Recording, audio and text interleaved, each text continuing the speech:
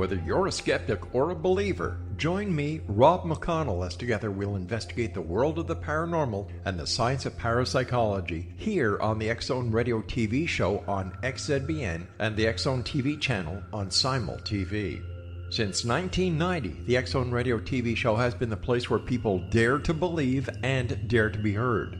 Together, we'll investigate UFOs, aliens, ghosts, Bigfoot, psychic phenomenon, lake monsters, conspiracy theories, government cover-ups, the truth embargo, alien abductions, ESP, haunted locations from around the world, and so much more.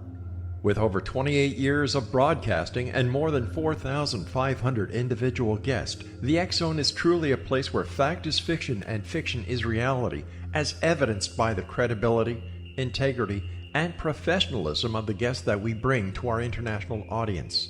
If you have seen a UFO, had a close encounter, seen a ghost, Bigfoot, lake monster, or a story that you would like to share or have investigated, contact me, Rob McConnell, by sending me your email to xzone@xzoneradiotv.com, or you can call toll-free 1-800-610-7035, extension 143, and on Skype, X-Zone Radio TV. For more information on the X-Zone Radio TV show with yours truly, Rob McConnell, visit www.xzoneradiotv.com or www.xzonetvchannel.com or simultv.com and xzbn.net. Until next we meet here in the X-Zone from our broadcast center and studios in Hamilton, Ontario, Canada, always remember, X-Zone Nation, keep your eyes to the sky and your heart in the light.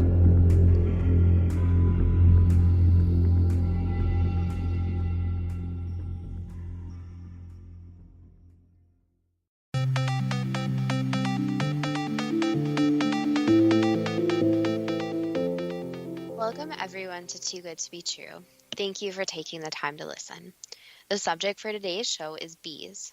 Before we start getting into detail, let's just briefly talk about psychic insight and how we apply it. We choose a subject and research it, and based on that research, we determine what we think needs to be explained by creating a series of questions.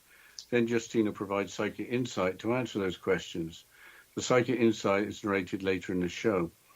Accepting the psychic insight is a question of individual belief. Now let's go through the disclaimers. Here are the disclaimers. Neither of us claim to have any expertise in any subjects that we discuss. We relate information we find through research and the psychic insight. We are always delighted to hear from the listeners.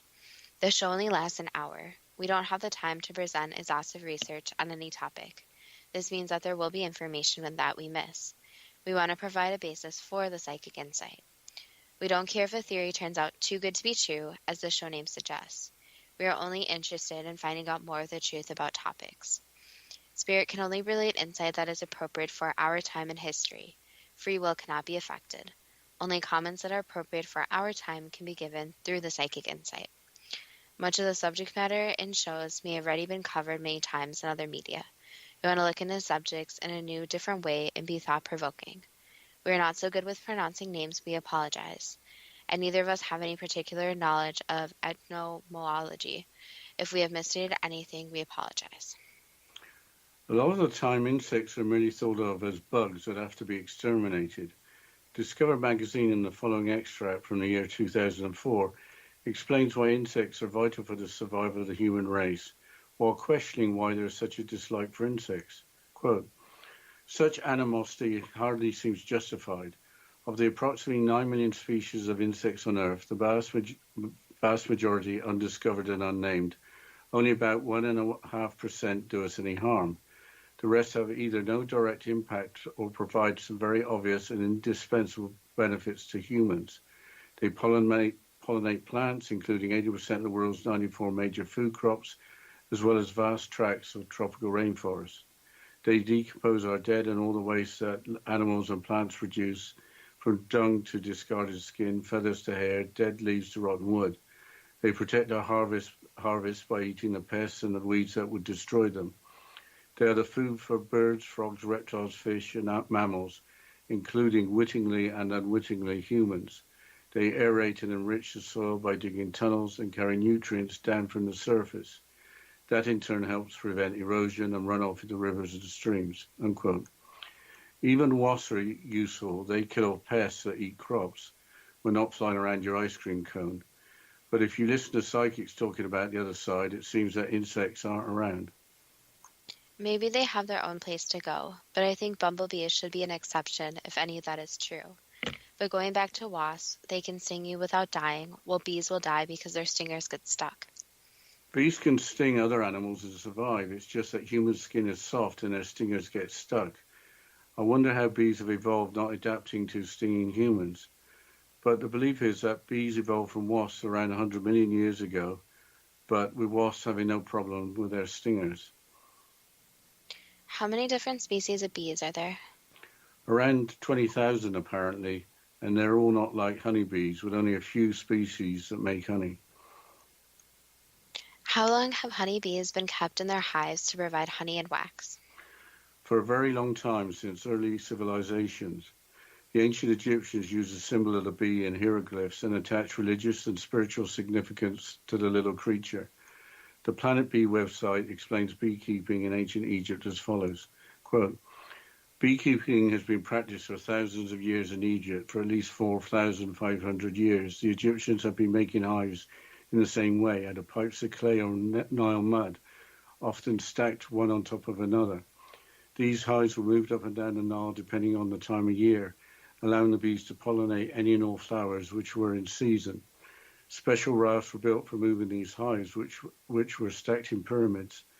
At each new location, the hives were carried to the nearby flowers and released. When the flowers died, the bees were taken a few miles further down the Nile and released again. Thus the bees travelled the whole length of Egypt. This tradition continues into the present day, unquote.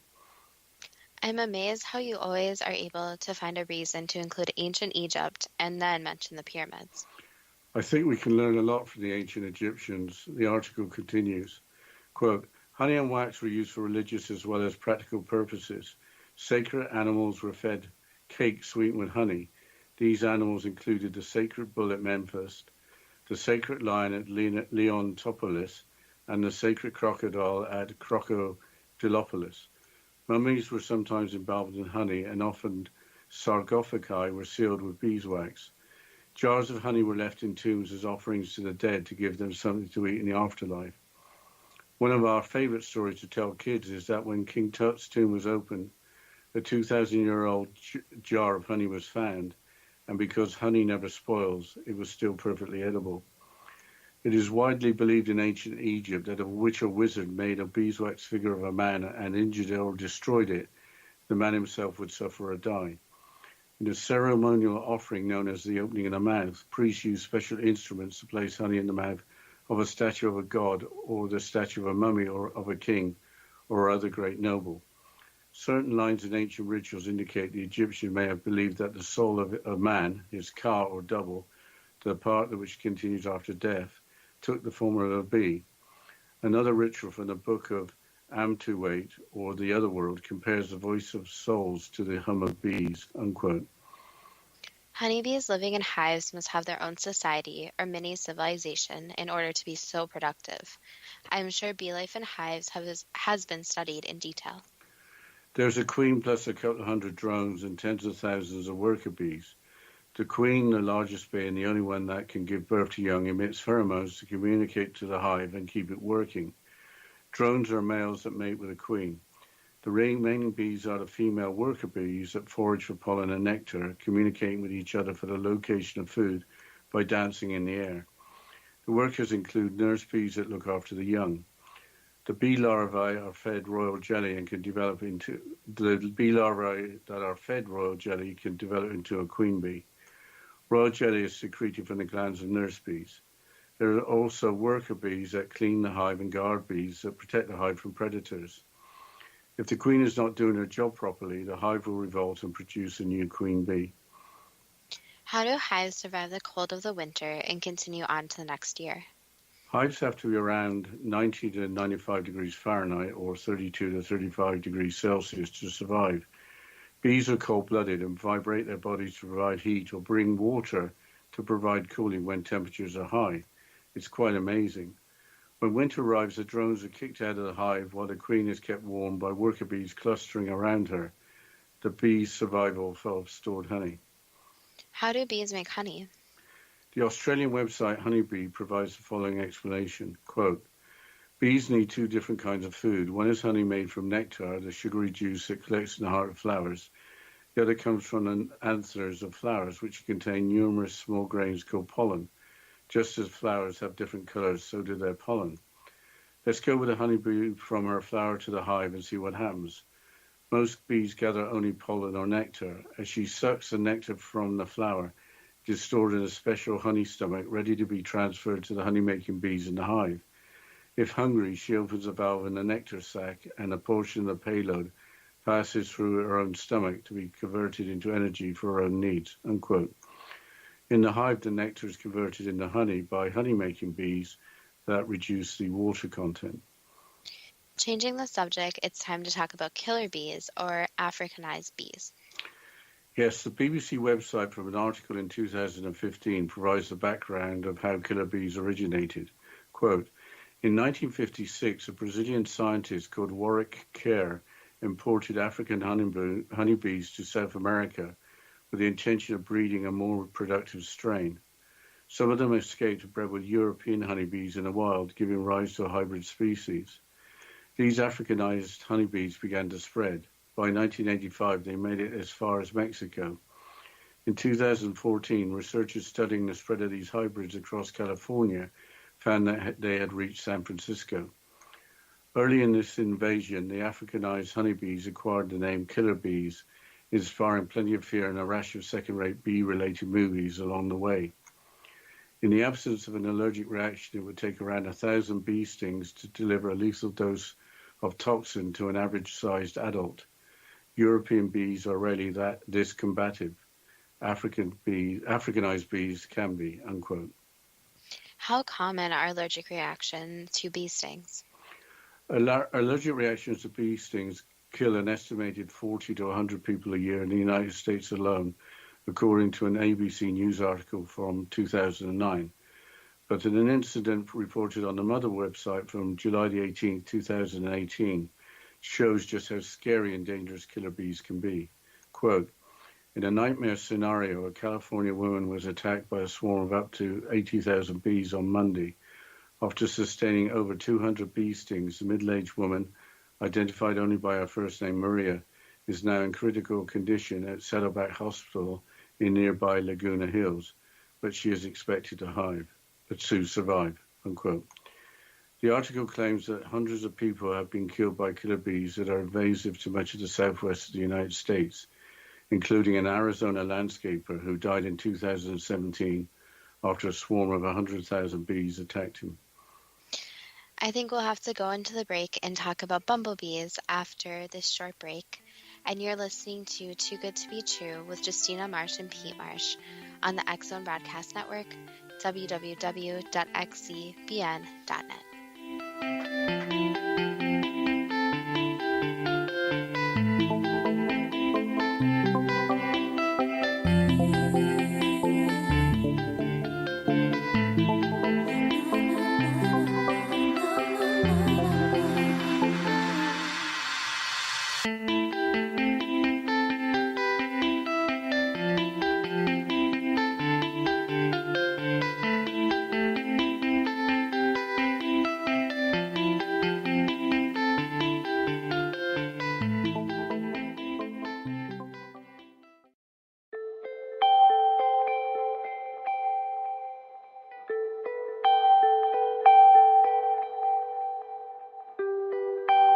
It's hard to listen to the news without realizing we're living in volatile, unprecedented times. Yet never has there been such an opportunity to transform the human condition. As old structures fail, where can we find the guidance to co-create a better way? Find Your Path Home is an ever-evolving, leading-edge information, education, and healing resource center designed to support and guide you on your path to unity and enlightenment. Based on sound principles employed by shaman worldwide, we provide techniques that can support you through the current transitions, offering online shamanic classes, international long-distance shamanic healing sessions, complimentary Mission Evolution radio episodes and Stairway to Heaven TV vignettes, seminars, retreats, and much more. All of this can be found on findyourpathhome.com.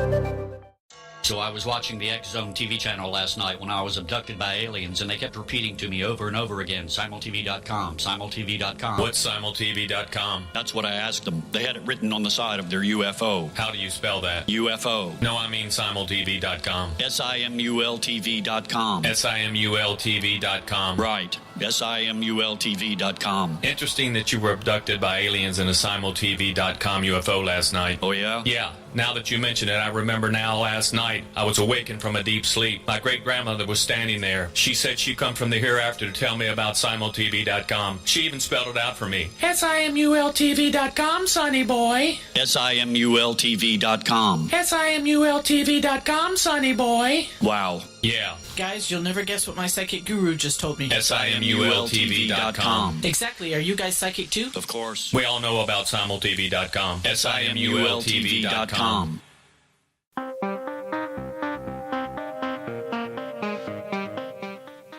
Welcome back to Too Good to Be True. And we are going to talk about what the buzz is about. So let's switch gears and mention bumblebees, which seem to be absolutely wonderful creatures. For years, there was a myth that under the laws of physics, bumblebees shouldn't be able to fly. The following from physics.org or the physics.org website provides an explanation of how bees fly. The Ellington referred to is Charlie Ellington, professor of animal mechanics at Cambridge University, England. Quote, as a bee takes flight, air swirls in a tight circle, a vortex over the leading edge of the wing. The vortex is a low-pressure region above the wing, and it sucks the wing upwards, explains Ellington. This is what gives the bees the extra bit of lift it needs to buzz around from flower to flower, unquote. Bumblebee wings beat more than 130 times per second.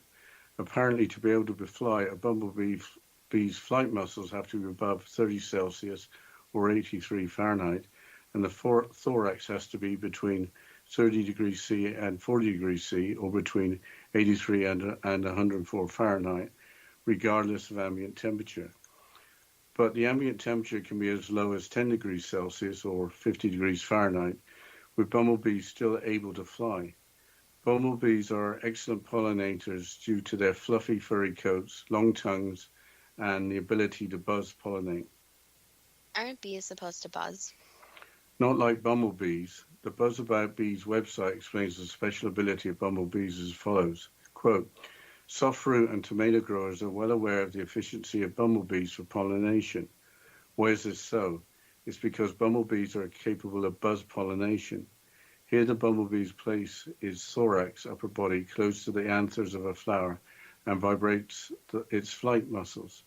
This vibration shakes the pollen from the anthers and enables efficient pollination of tomatoes, kiwi fruit, and cranberries. This is also especially beneficial in blueberry pollination and strawberry pollination, even where crops can be self-pollinated, as in some tomatoes. Nevertheless, they produce more and bigger fruit with the aid of bumblebees for pollination, unquote. Bumblebees are wild and don't live in hives, so what is their lifestyle? Here are two quick facts about bumblebees from the National Wildlife Federation website. Quote, 1. Unlike most native bees, but like honeybees, bumblebees are social insects that live in colonies, usually located underground, particularly in abandoned holes made by rodents. Bumblebee nests contain about between 50 and 500 individuals. 2. Except for new queens, which hibernate during winter, bumblebee colonies die in late fall. Queens overwinter in small holes just beneath or on the ground surface. Emerging in spring to create new colonies, they begin by laying eggs, unquote. Bumblebees make only enough honey for their own use, but bumblebees are in trouble. They are in decline, with some species becoming extinct. That is worrying and upsetting to hear. They are fantastic animals, as well as being the best pollinators. Here's part of a Pacific Standard article from May of 2018. Quote, reasons for bumblebee decline include increased prevalence of pests and pathogens, poor nutrition, and pesticide exposure. Many of the stresses are due to agricultural intensification, particularly in the Midwest. Traditionally, grassland prairies provided nutritionally dense, safe forage for bees, but most former prairie lands have been converted to corn and soybean fields or developed for commercial and residential use. As a result, bumblebees are increasingly exposed to pesticides and their food supply is shrinking. Why are some species thriving while others are declining? Some research suggests that traits such as a narrow or specialized diet and a large body size are associated with a decline, but much more research is needed to fully understand which traits make species vulnerable and to identify species that are especially at risk." Unquote. Is there anything being done about pesticides? We haven't had time to discuss colony collapse disorder in honeybees, when the majority of worker bees disappear, leaving only the queen, some drones, and some nurse bees. But it should be a major concern.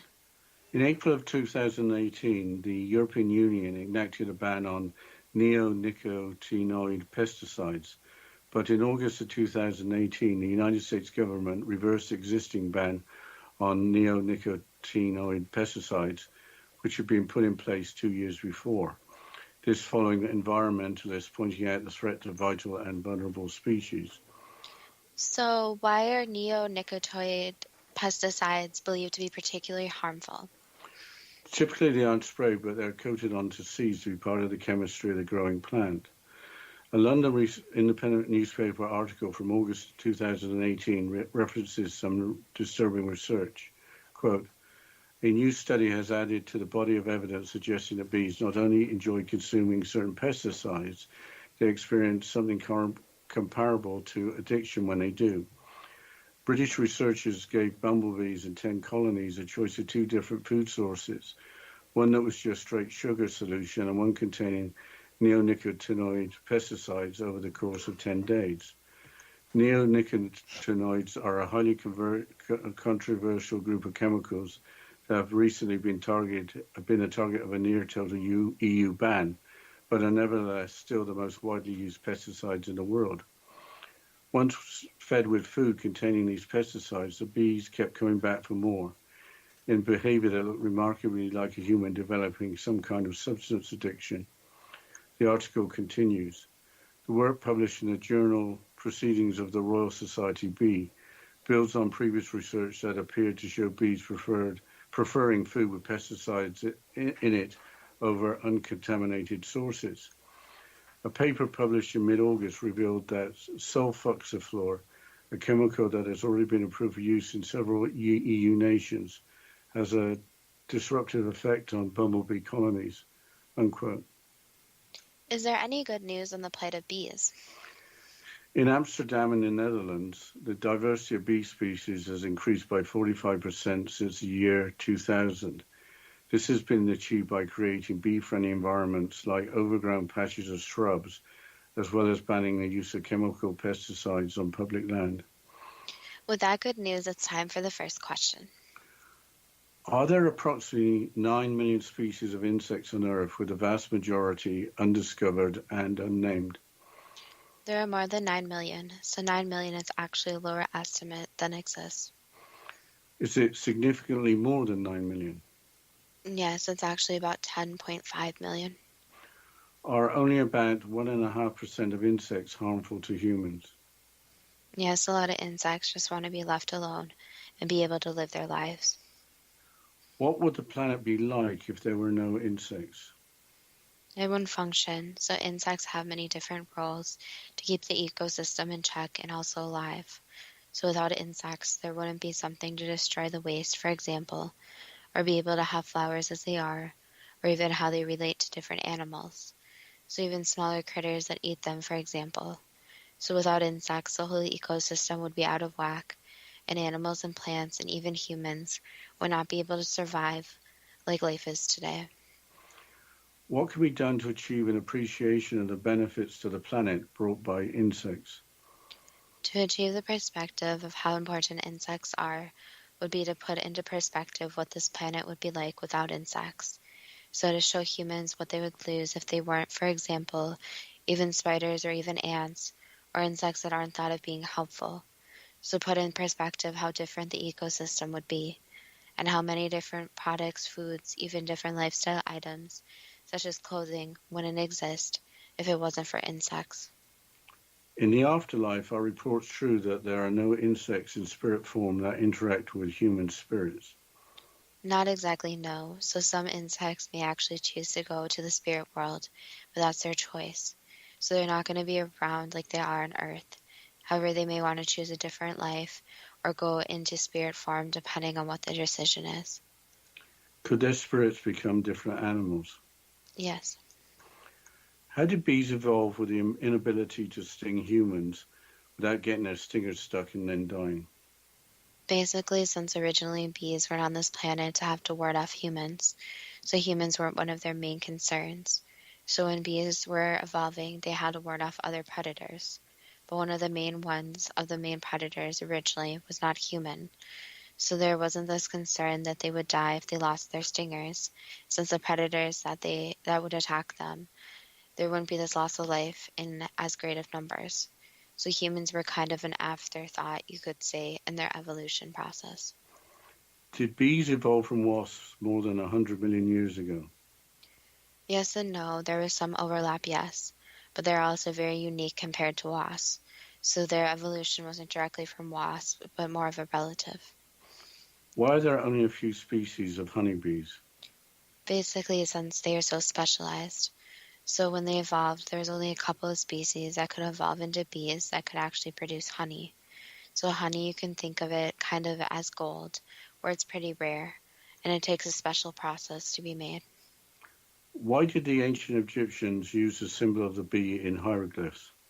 They had appreciation for the bees, so they more coexisted with them, where they helped the bees and the bees helped them. To the ancient Egyptians, what was the religious and spiritual significance of the bee? Basically as a coexisting being, so something that they lived with, they admired, but not something they worshipped. So more of a friend, you could say, in a way. I don't think we have time for the next question before the break, Justina. Well, I'll mention our Facebook page before the break at Too Good to Be True. So go like our page there with the first two spelled TWO. And we will continue talking about the questions and the psychic insight after this short break. And you're listening to Too Good to Be True with Justina Marsh and Pete Marsh on the X-Zone Broadcast Network, www.xzbn.net.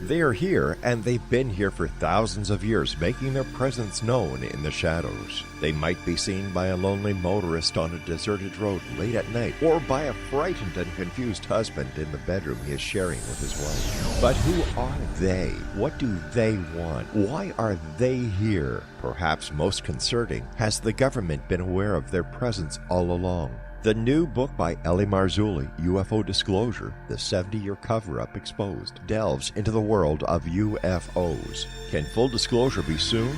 Order now and receive a free hour and 37-minute DVD on the UFO phenomenon. UFOs are real. Get both the book and the DVD, a $40 value, for only $19.99. To order your book and DVD today, go to lamarzulli.net. That's LAMARZULLI.net. Rob McConnell here, presenting an overview for Nicholas Paul Jennings, author of a fascinating book, Amen. It presents facts revealed by Egyptologists, facts that enable us to understand why Amen is the beginning of creation of God. It provides recommendations for religious leaders of the major religions to unify their beliefs and teach the Word of God. Love one another. Amen informs people how mankind conceived God. It was the Egyptians that developed the concepts of a soul, a hereafter, and Son of God. And finally, after the worship of many gods, they conceived the belief in one universal God, the maker of all there is. For more information, visit www.futureofgodamen.com. That's www.futureofgodamen.com. You have heard of the X Zone? Now watch it on Simul TV, plus 500 video games, live TV channels, free video on demand, worldwide, and more. Does this sound like tomorrow's television? Well, it is, but you can have it today, right now. It is Simul TV. Simul TV offers what the others only wish they could provide. 15 exclusive channels like X Zone, sci-fi, and horror. We are worldwide. No other provider offers that. 500 built-in video games. No need to have an extra expensive system. We have them included. Free video on demand. Live streaming events from around the world. Interactive online network, and much more. Tomorrow's TV today. Simul TV. Sound too good to be true? Well, it's not. You can have Simul TV today. Sign up at simultv.com. Do it today.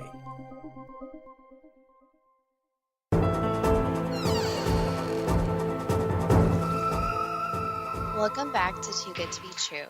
And before the break, we were talking about the questions and the psychic insight. So, Dad, can you continue with some unbelievable questions? Thank you, Justina. How did the ancient Egyptians learn to practice beekeeping over 4,000 years ago, including using clay or mud pipes stacked on top of each other on rafts that were moved on the Nile to where the flowers were pollinating? Basically, just intelligence. So they realized that beekeeping could be beneficial for them as well. So they realized that keeping bees would not only help the bee population, but also provide resources for themselves. So it took a number of great minds to come together to realize that it could be beneficial to them as well. Is there any significance in the pipes being stacked in pyramids on the rafts? Basically strength. So again, forming the strong figure of the pyramid. Was honey used by all classes in ancient Egypt and used on a large scale? Yes, again, this coexisting where the bees were friends and the humans were friends with the bees. Why do the medicinal uses of honey, including treatment of wounds, seem to be forgotten about? Since humans over time forgot about the natural healing properties of different things, including honey, so they forgot that sometimes it doesn't take something that is made, for example, a medicine. There are also natural remedies. So humans turned to medications that were more popular compared to the natural healing, since a lot of natural healing gets bad raps, saying that it's false, or the healing properties don't actually work. Why was honey used as a means of payment in ancient times? Again, it was almost like liquid gold. So it was something that was much appreciated. And in ancient times, the people did understand how drastically the bees had to go to make the honey. So they understood that it was not an easy process, or it was something more unique. Why did the ancient Egyptians keep sacred animals, including the bull at Memphis, the lion at Leontopolis, and the crocodile at Crocodilopolis? Basically to kind of worship them in a way, so to help with appreciation. Why were mummies sometimes emboweled with honey and sarcophagi sometimes sealed up with beeswax? Beeswax was known to be something that would be good for sealing and making sure that any bad things stay out of it. And honey was used because of, again, the natural healing properties. So to send the body off with its natural healing along with the burial process. When King Tut's tomb was open, was the 2,000-year-old jar of honey that was found there still perfectly edible? Yes, it was. How does honey have the ability not to spoil? Basically the process it goes through. So it has the natural preservatives that keep it good for a very, very, very long time. In ancient Egypt, if a witch or wizard made a beeswax figure out of a person and injured or destroyed it, could the person suffer or die? In their belief system, yes. But in most belief systems in current times, no. In a ceremonial offering known as the opening of the mouth, did priests use special instruments to place honey into the mouths of statues of gods or kings or nobles? Yes. Did ancient Egyptians believe that the soul of a person took the form of a bee? In some cases, yes, so that wasn't always true for all souls in their minds, but for some, yes. Did ancient Egyptians compare the voices of souls to the hum of bees? Yes and no again. Some people did believe this, but some people did not. How did honeybees evolve with the queen able to emit pheromones as a means of communication to keep the hive working? Basically just an evolution process. So over time, bees realized that there is one great leader who led the hive that is actually more productive. So having a queen would actually be the best for everyone's own good, since everyone would know their job. And there would also be the sole job of the queen, where she would be able to help repopulate, and also her leadership abilities. So it kind of is like a government system in a way, where everyone has their own job. For survival, if a queen is not doing her job properly and effectively, how did honeybees learn to revolt and attempt to create a new queen for the hive? Bees are smarter than you think, so they will form their own little, you could say, secret groups that realize that the queen is not doing their job properly and will find a new queen ahead of time so that they can revolt and elect their new queen. So again, quite like a democracy in a way, where everyone still has their own vote about the queen. Is there any significance in all worker bees being female? Yes, there is. The female bees are the more responsible for the hive, since they are usually the stronger bees of the two genders. How did honeybees evolve to have different jobs, including foraging for nectar and pollen, while communicating good locations by dancing in the air, while having the role of nurses as well as cleaning the hive? Basically, the evolution of a society in a way. So over time, they learned what worked, what didn't work, and learned these different abilities. So they're very specialized and way smarter than most insects are thought of. How did honeybees evolve into what appears to be a complete civilization by having guard bees that protect the hive? Basically, by the process of having the queen bees. Over time, the queen bees were the ones that directed and changed the way that the civilizations formed. So you can think of it almost like humans, where over time humans established civilizations to meet their basic needs. How did honeybees evolve to make wax for their honeycombs by their glands making it from sugar from nectar? Basically, the chemical reaction in their body. So they realized that they would have to build some type of structure. And the easiest way they figured out was actually building it through a process in their own bodies. So the easiest part was taking something they're already attracted to, sugar, and making it into something they actually needed. How did bees evolve to be able to hibernate when wasps die out when it gets too cold? So this was when bees went to different locations. And as bees spread to more colder locations, for example, they needed a way so that they would still survive. So their bodies basically got adjusted where the ones that could hibernate lived, while the other ones couldn't died out. Are honeybees addicted to nectar and pollen? Yes, they are. Why do honeybees make much more honey than needed for feeding the hive? Basically to have backups, so they always have another process so that they will never run out of the food they need. Is it good to eat honey? So honey has many different natural properties. So for example, curing a sore throat could be used through using honey. But actually, eating honey is not hurting the bees in any way. The bees make enough honey for themselves plus more. So as long as the honey is done in a safe environment where you are not hurting the bees or taking their food supply, they can be very beneficial for many different people. So just because someone's eating honey doesn't mean that they're trying to hurt the bees in any way. Instead, it should be appreciated and again thought of in a way as liquid gold.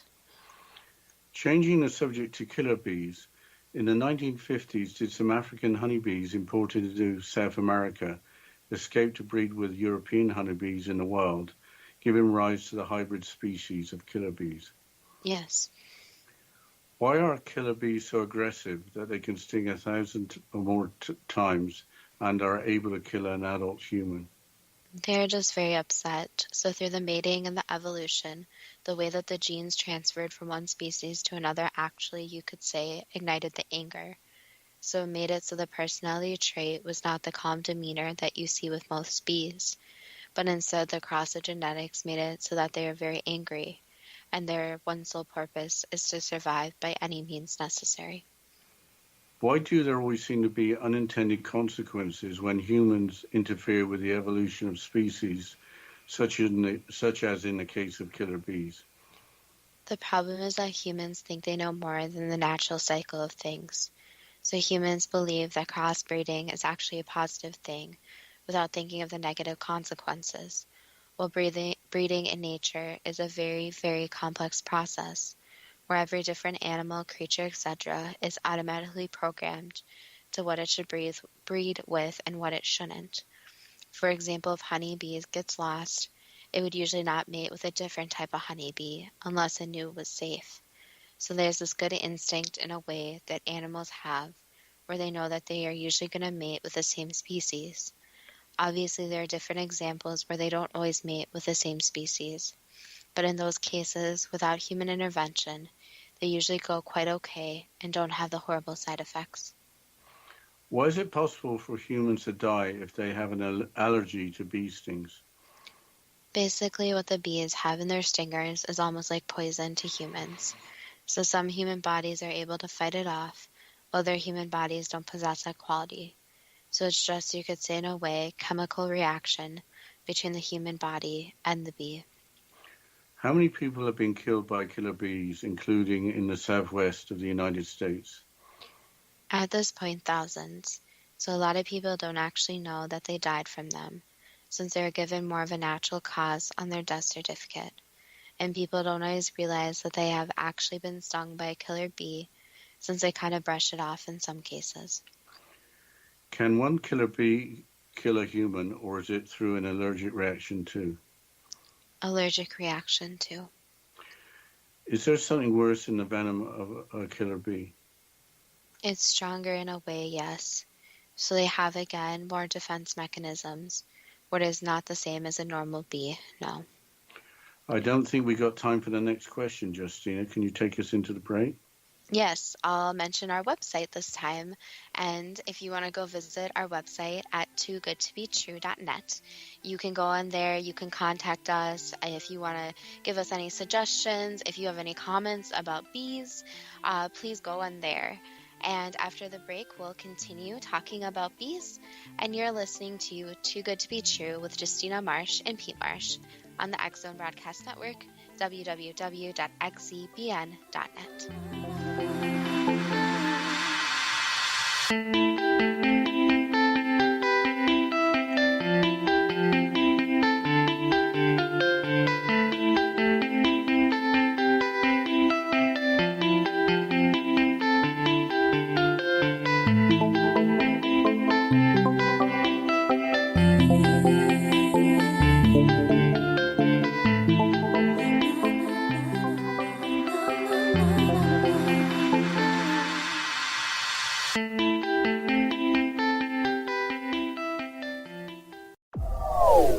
They are here, and they've been here for thousands of years, making their presence known in the shadows. They might be seen by a lonely motorist on a deserted road late at night, or by a frightened and confused husband in the bedroom he is sharing with his wife. But who are they? What do they want? Why are they here? Perhaps most concerning, has the government been aware of their presence all along? The new book by Ellie Marzulli, UFO Disclosure, the 70-year cover-up exposed, delves into the world of UFOs. Can full disclosure be soon? Order now and receive a free hour and 37-minute DVD on the UFO phenomenon. UFOs are real. Get both the book and the DVD, a $40 value, for only $19.99. To order your book and DVD today, go to lamarzulli.net. That's LAMARZULLI.net.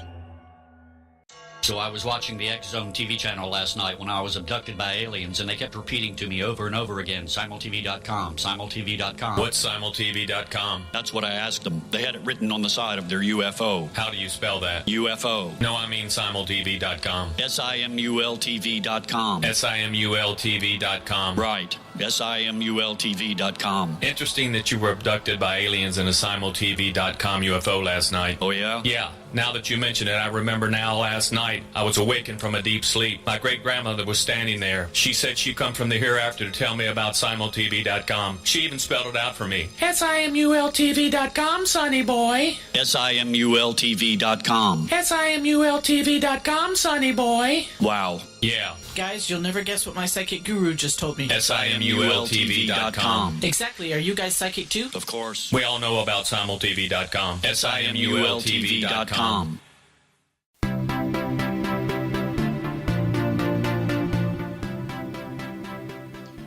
Welcome back to Too Good to Be True. And let's continue with some sweet information about bees. Get it, Dad? Do you like that one? Yeah, that was excellent. Thank you, Okay. Justina.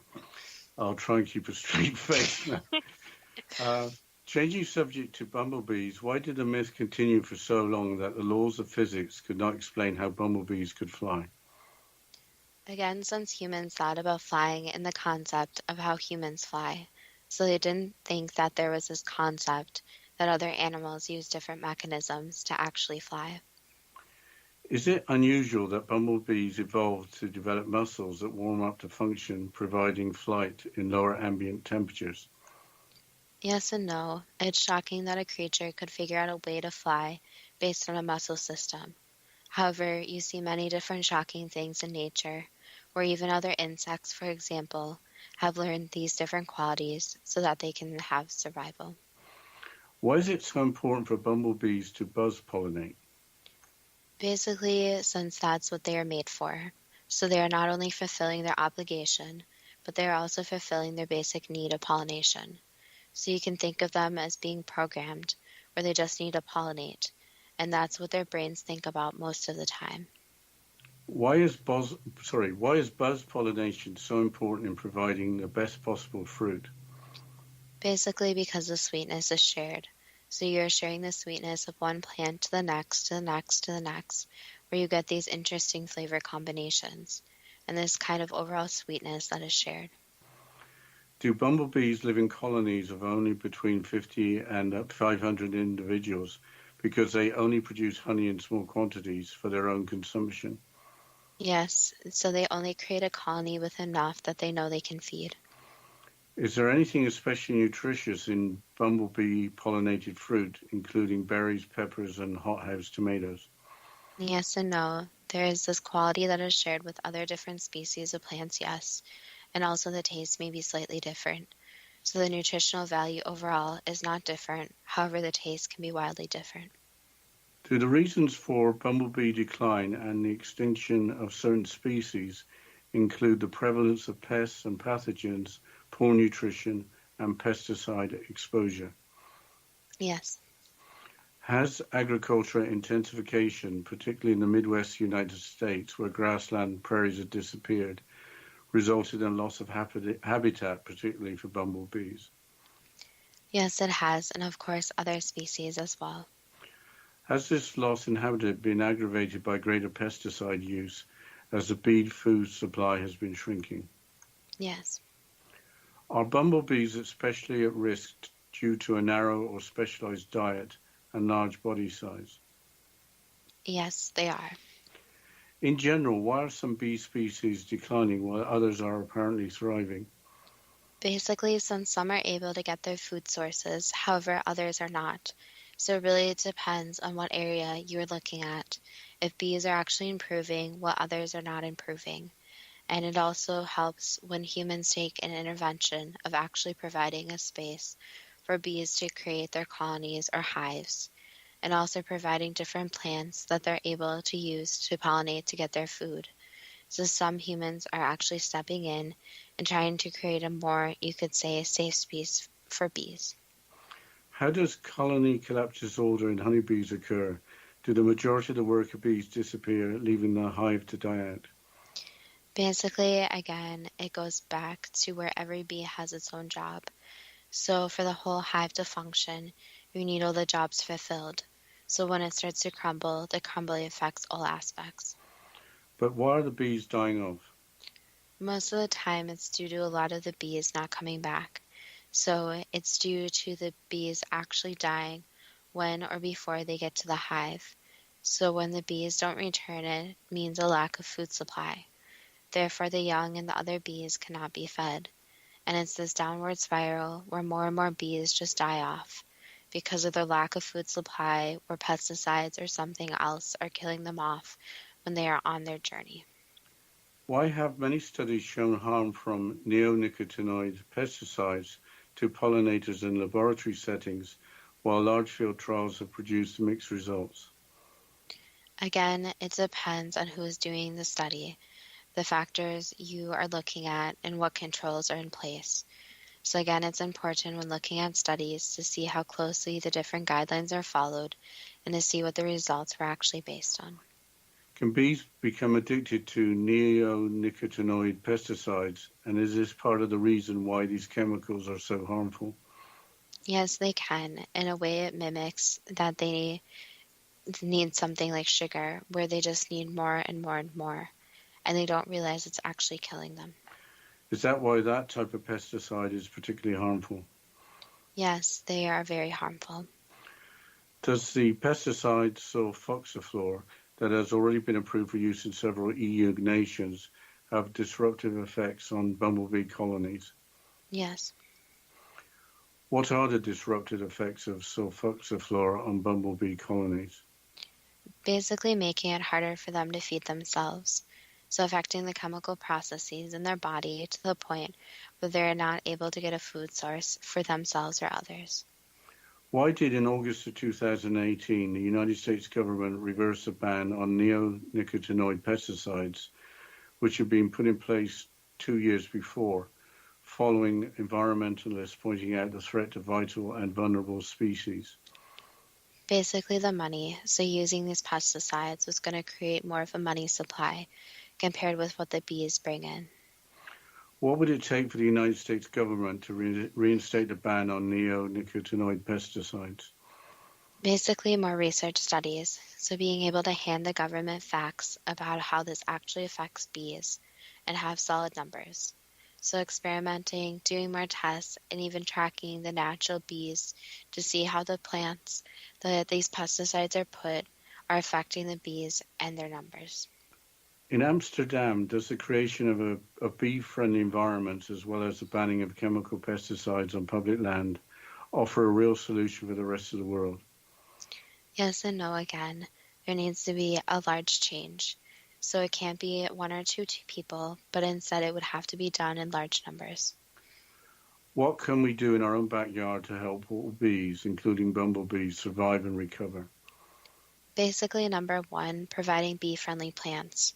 So finding local species that would be, for example, found in the prairies or somewhere where bees would thrive. So doing your research, even contacting local bee organizations in your area. So realizing what plants naturally used to grow there, which ones are good for bees, which ones were able to let them thrive.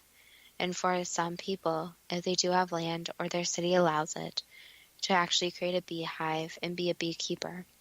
So to go through the natural processes where they're creating an environment for bees to thrive. So there are multiple different beekeeper associations, for example, where yes, bees are seen as these dangerous creatures. However, it is important to remember that bees will only sting when they feel like they are in danger. So bees lose their lives when they sting. Therefore, they don't want to sting for just any reason. So keeping bees is not actually as dangerous as some people might think. That was the last answer. If we change our ways, is a world in which our good friends the bees can thrive too good to be true? That depends on what you are prepared to believe. Well, it's been an interesting week. I didn't know that bees were so fascinating and so smart. And if you go about putting some plants in your backyard that are friendly to bees, be a little careful, because sometimes the plants that are good for the bees may not be so good for, say, dogs, or I'm not sure about cats, but anyway, dogs, but pets in general. So there's a lot we can do, but we have to be careful how we do it. Yes, I think my biggest lesson from this whole episode is that honey is so valuable in a way that when you grab honey out of a jar, you don't think about what you're actually eating. You're just like, oh, there's honey. But it's actually quite interesting that depending on where the bees are, depending on what the bees are eating. There's so many factors that makes honey actually taste all different ways too. So it's interesting how honey is like this whole thing on its own, where it's just something that we don't think about on an everyday basis. Yes, and if it goes crystalline or sort of solid looking, you just warm it up and it goes back to normal. It's fantastic stuff. And I guess since the week started, I've been taking some honey every day. I mean, I don't think I want to eat the ancient Egyptian honey. I think I'll leave that to someone else to try and make sure that's safe to eat. But it's very interesting that a lot of these concepts, especially with different animals, go back to ancient times, where the ancients really seem to find what foods worked for them, what foods didn't work for them. And we kind of have followed their footsteps, where we still eat the same things, just sometimes in a little bit different ways. Yeah, and some things about the hive we didn't really have time to explain, but if there are bees that are not doing too well and look like they're ill and aren't going to make it, there's worker bees that shove them out the hive. So being a sick bee isn't a good thing. You're not going to infect all the hive. You're going to be dumped out the hive. I mean, how smart is that? I guess it's a bit brutal, but they are incredible creatures. Well, again, we just want to mention that if you want to help out the bees, you can always contact your local organization in the area you're in. There's many different organizations to help you get started with beekeeping, to plant different plants in your yard, or even for more information. And if you want to contact us about anything about our episode, any suggestions, feel free to send us a message at Too Good to Be True on Facebook, or contact us at our website at toogoodtobetrue.net. And as always, thank you so much for listening, and we look forward to next week's show.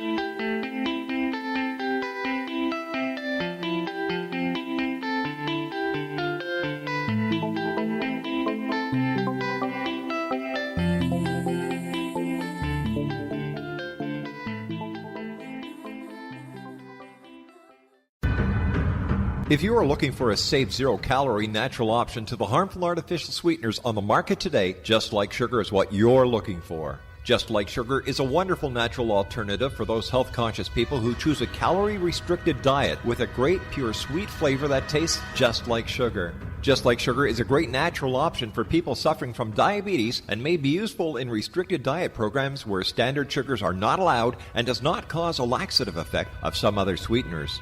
Just Like Sugar comprises a perfect blend of chicory root fiber, natural calcium, natural vitamin C, and Just Like Sugar's sweetness comes from the natural flavors from the peel of the orange. Just Like Sugar is a natural alternative to harmful artificial sweeteners and will change the way that you believe all natural sweetener products taste. Just Like Sugar is available at your local Whole Foods markets, Wild Oats markets, Henry's, Sun Harvest, and many other fine natural food stores in the U.S., Canada, and worldwide.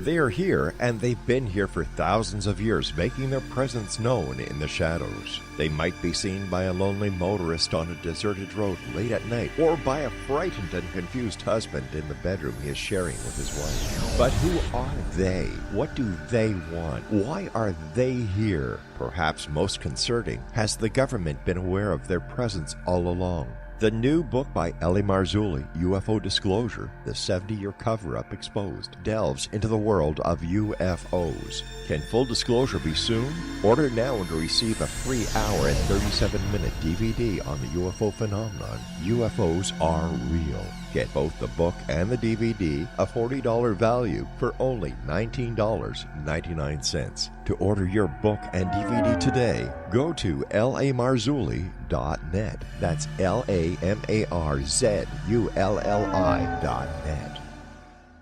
You have heard of the X Zone? Now watch it on Simul TV, plus 500 video games, live TV channels, free video on demand, worldwide, and more. Does this sound like tomorrow's television? Well, it is, but you can have it today, right now. It is Simul TV. SimulTV offers what the others only wish they could provide. 15 exclusive channels like X-Zone, Sci-Fi, and Horror. We are worldwide. No other provider offers that. 500 built-in video games. No need to have an extra expensive system. We have them included. Free video on demand. Live streaming events from around the world. Interactive online network, and much more. Tomorrow's TV today. SimulTV. Sound too good to be true? Well, it's not.